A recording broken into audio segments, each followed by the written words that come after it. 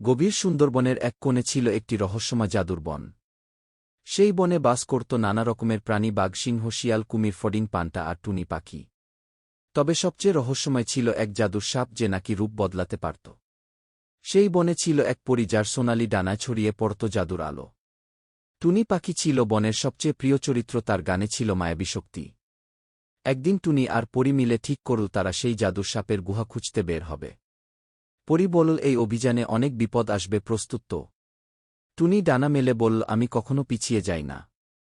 দুজনে উড়ে চলল গভীর বনের দিকে। পথটা সহজ ছিল না।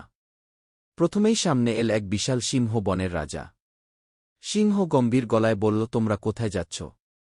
পরী বলল আমরা জাদুর সাপের গুহা খুঁজতে যাচ্ছি।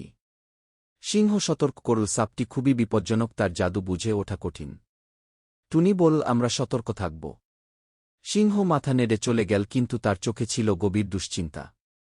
কিছু দূর এগোতেই তারা দেখল একটি নদী, নদীর মাঝখানে ছিল কুমির। কুমির বলল এই নদী পার হতে হলে তোমাদের প্রমাণ দিতে হবে। পরী জিজ্ঞেস করল কেমন প্রমাণ? কুমির বলল আমার জন্য একটি গান গাও। টুনি তার মায়াবী কণ্ঠে গান গাইতে শুরু করল। নদীর পানি যেন থেমে গেল, চারপাশের প্রকৃতি মুগ্ধ হয়ে শুনতে লাগল। কুমির বলল তোমরা সত্যিই শক্তিশালী, যাও, পথ খুলে দিলাম। নদী পেরিয়ে তারা বনের গভীরে পৌঁছাল। সামনে এল এক শিয়াল।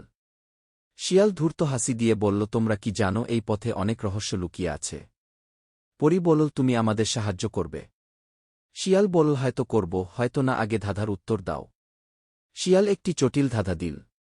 টুনি আর পরী অনেক ভেবে ধাঁধার উত্তর খুঁজে বের করল। শিয়াল হতভম্ব হয়ে বলল তোমরা পেরেছ, যাও, তোমাদের পথে এগোও। ঠিক তখনই একটি ফডিং এসে বলল সাপের গুহার দিকে এক রাক্ষস ঘুরে বেড়াচ্ছে। পরী বলল আমাদের সতর্ক থাকতে হবে। টুনি বলল সবাইকে জানাতে হবে যে আমরা বিপদের মুখে পড়েছি। ফডিং উড়ে গিয়ে বাঘ আর সিংহকে খবর দিল। বাঘ বলল আমি পাহারা দেব, তোমরা যাও। অবশেষে টুনি আর পরী পৌঁছাল সেই রহস্যময় গুহার সামনে। গুহা থেকে শোনা গেল সাপের ফিসফিসে কণ্ঠ। সাপ বলল কে এসেছে আমার গুহার সামনে? টুনি বলল আমরা তোমার রহস্য জানতে এসেছি। তিন সাপ ধীরে ধীরে গুহা থেকে বেরিয়ে এল, তার চোখে ছিল অদ্ভুত এক আলো। সাপটি ধীরে ধীরে তাদের কাছে এগিয়ে এল, তার সোনালি স্কেলস গায়ে ঝলকাচ্ছিল। পরী বলল আমরা তোমার রহস্য জানাতে এসেছি, তুমি কি আমাদের সাহায্য করবে? সাপ হেসে বলল তুমি জানো তো পৃথিবী ও আকাশের মাঝখানে লুকানো সমস্ত শক্তি, আমি সেই শক্তির এক অংশ। টুনি কিছুটা বিচলিত হয়ে বলল আমরা তোমার শক্তি বোঝার জন্য এখানে এসেছি। সাপের চোখে জাদুর আলো ঝিলমিল করতে লাগল। সে ধীরে ধীরে বলল তোমাদের যাত্রা এত সহজ হবে না, আমি এক ভয়ঙ্কর পরীক্ষা নেব। পরী বলল আমরা প্রস্তুত। সাপ তার ফনা তুলল, যেন কোনো বায়ু থেকে একটি রহস্যময় শব্দ ভেসে উঠল।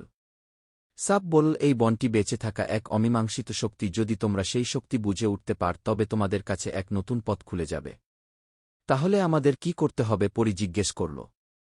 সাপ বলল প্রথমে তোমাদের সব সাহস একত্রিত করতে হবে। আমি একটি ধাঁধা দেব, যদি তুমি উত্তর দিতে পার তবেই তোমরা অতিক্রম করতে পারবে আমার গুহা।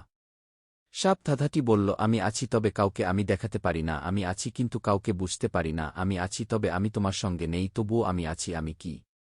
টুনি আর পরী ধাঁধার মধ্যে গভীরভাবে চিন্তা করতে লাগল। কিছুক্ষণ পরে পরী বলল এটি আলো, আলো কখনো দেখানো যায় না, কিন্তু সবাই জানে যে তা আছে। সাপ খুশি হয়ে বলল তোমরা সঠিক উত্তর দিয়েছ। সাপ তার ফনা নামিয়ে এক গভীর নিঃশ্বাস নিল।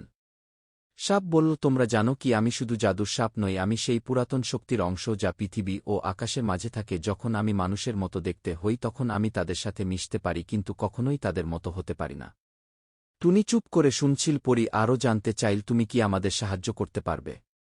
সাপ উত্তেজিত হয়ে বলল তোমরা যদি সত্যিকারের শক্তির সন্ধান পেতে চাও তবে তোমাদের এই বনের রহস্য ভেদ করতে হবে, আমি তোমাদের সাহায্য করতে প্রস্তুত।